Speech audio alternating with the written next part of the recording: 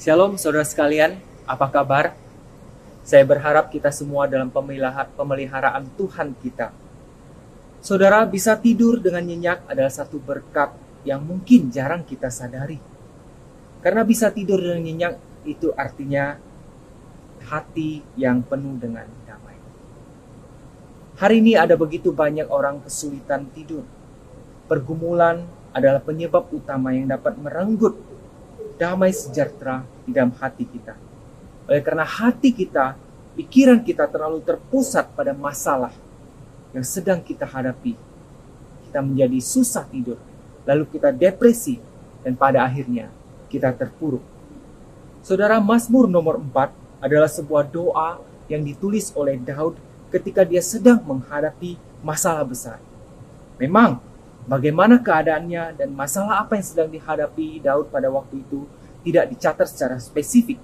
Tetapi saudara sekalian, apabila kita melihat di ayat yang ketiga, kemungkinan besar Daud sedang menghadapi perlawanan dari lawan-lawannya, dari orang-orang yang menentangnya.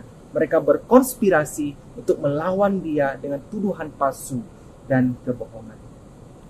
Tetapi saudara sekalian, menariknya, pada ayat yang terakhir, Daud di tengah ancaman dan bahaya yang dia hadapi, dia menyatakan bahwa dengan tentram dia akan berbaring dan segera tidur. Saudara, bagaimana seseorang di tengah-tengah pergumulan dan masalah yang demikian besar dapat begitu tenang dan damai? Saudara sekalian, bacalah dengan seksama dan perhatikanlah Mazmur nomor 4 ini. Kita akan menemukan ada arah komunikasi Daud. Ada dua. Yang pertama, di ayat yang 1 dan ayat yang kedua. Sudah perhatikan, kepada siapa Daud berbicara di bagian ini? Ya, Daud berbicara kepada Tuhan. Daud terlebih dahulu berbicara mencari Tuhan. Dia berkata, apabila aku berseru, jawablah aku ya Allah yang membenarkan aku. Di dalam kesesakan engkau memberikan kelegaan kepadaku. Kasihanilah aku dan dengarkanlah doaku.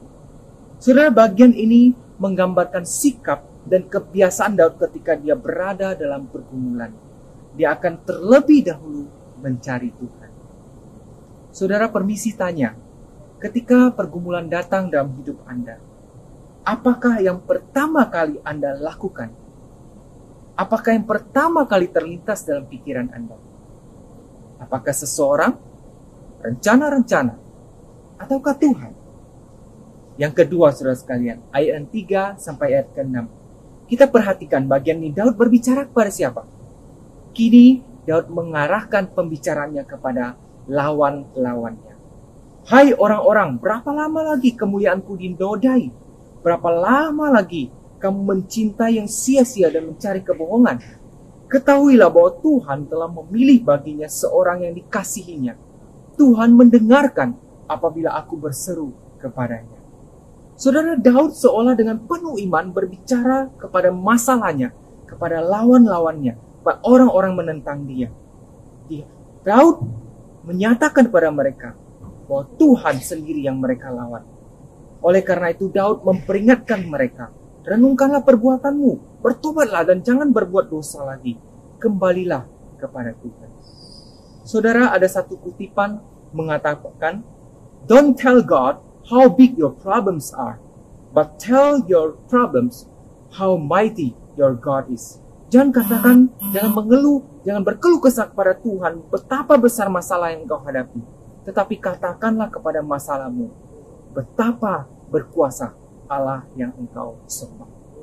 Saudara, keberanian dan iman seperti ini seringkali pudar dalam hati kita saat kita menghadapi pergumulan. Kita hanya merasa begitu kerdil, pesimis di hadapan masalah kita.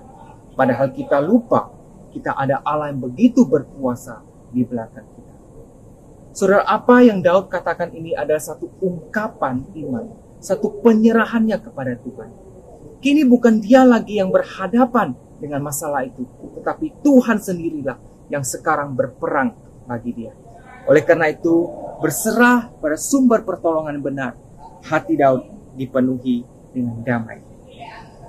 Ayat yang ke-7 sampai ke-8 mengatakan, banyak orang sekalipun mereka berada dalam kelimpahan anggur dan gandum, Mereka terus bercari dan bertanya, siapa yang akan memperhatikan, memperlihatkan yang baik kepada kita? Siapa yang akan memberkati kita? Tetapi Tuhan telah terlebih dahulu memberikan hamba-Nya damai itu, sekalipun dalam keadaan sulit dan berbahaya.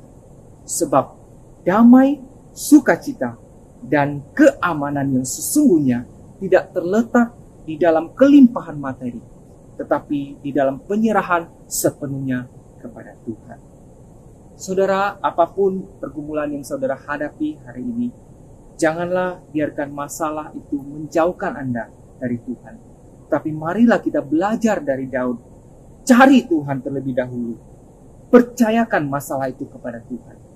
Jangan gentar dan tawar hati, tapi ingatlah ada Tuhan yang besar yang berperan bagi kita. Bukankah ini yang juga dikatakan oleh Paulus yang Filipi pasal 4 ayat ke-6 sampai ayat ke-7?